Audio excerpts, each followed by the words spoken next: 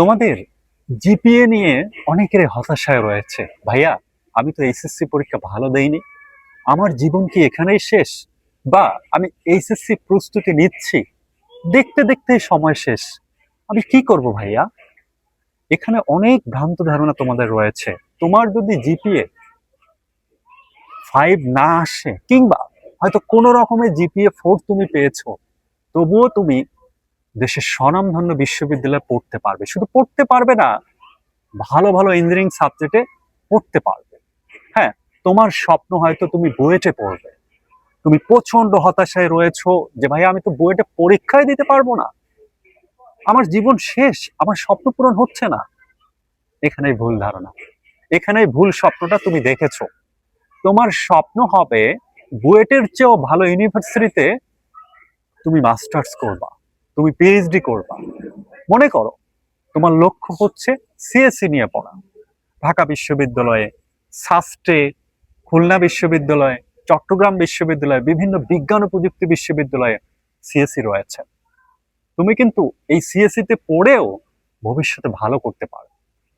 হ্যাঁ, তুমি বুয়েট, চুয়েট, কুয়েট এগুলোতে পড়তে পারোনি, কিন্তু এর চেয়েও তোমার বেটার অপশন লাইফে আসবে। এই জন্য বলবো, কখনো জিপিএ কম আসার সম্ভাবনা হলে বা কম আসলে হতাশ হবে না। আমার ছোট বোন, সে আমাকে বলেছিল ভর্তি পরীক্ষার সময়, ভাইয়া আমি হয়তোবা চান্স পাবো না, আমি হয়তোবা খারাপ করে ফেলবো। আমি তাকে কনফিডেন্টলি বলেছিলাম যে তুমি চেষ্টা করে যাও, তুমি হয়তো এইচএসসি তে জিপিএ 5 পাওনি, এতে হতাশ হওয়ার কারণ নেই। তুমি ভালো ভালো সাবজেক্টে তুমি পড়তে পারবে। সে কিন্তু পরবর্তীতে ঢাকা বিশ্ববিদ্যালয়ে অনেক ভালো একটা পজিশন নিয়ে আসতে সক্ষম হয়েছে, ভালো একটা সাবজেক্টে পড়ছে। আমার রুমমেট, সে বায়োলজিক্যাল সাবজেক্টে পড়তো, কোনো রকমে ইউনিভার্সিটিতে পড়া অবস্থায় সিজিপিএ 3 আপ করেছে। সে প্রচন্ড পরিমাণ, সে টেকনোলজি ভালোবাসতো, সে সবসময় ফ্রিল্যান্সিং বা ইনোভেশন নিয়ে ব্যস্ত থাকতো।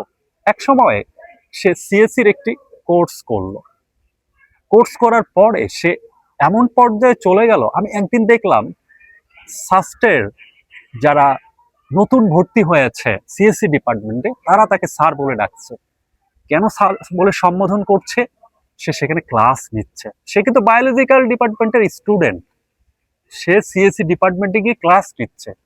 পরবর্তীতে পৃথিবীর অন্যতম একটা ভালো স্কলারশিপ সে পেল, 3টা দেশে মাস্টার্স করার সুযোগ পেল। সে software engineering for green deal, এই বিষয়ে সে মাস্টার্স করার সুযোগ পেয়েছে। রিসেন্টলি সে টেসলাতে জয়েন করেছে। কেন ইমাজিন? মানুষ কোথায় থাকে কোথায় চলে যায়।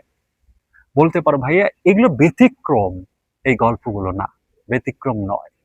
তুমি যদি স্বপ্ন দেখো, ভাইয়া আমি মেডিকেলে পড়তে পারিনি, কিন্তু তুমি ডাক্তার হওয়ার চেয়েও বেশি কিছু করবা, অবশ্যই তুমি সেটা পূরণ করতে পারবে। তোমার মধ্যে সেই জেদটা থাকতে হবে। কিভাবে? ডাক্তার ইঞ্জিনিয়ার হওয়ার চেয়ে বড় কি আছে? তুমি নিজে হসপিটাল দিবা, তুমি নিজে আইটি ফার্ম দিবা।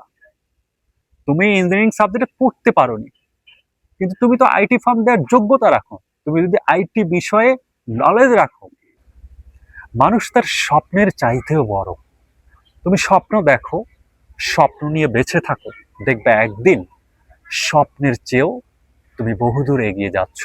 তুমি দেখবা যে বন্ধুগুলা হয়তোবা বুয়েটে পড়ছে, তাদের চেয়েও তুমি ভালো করতে পারবে, তাদের চেয়েও তুমি বাস্তব জীবনে বেশি সফল।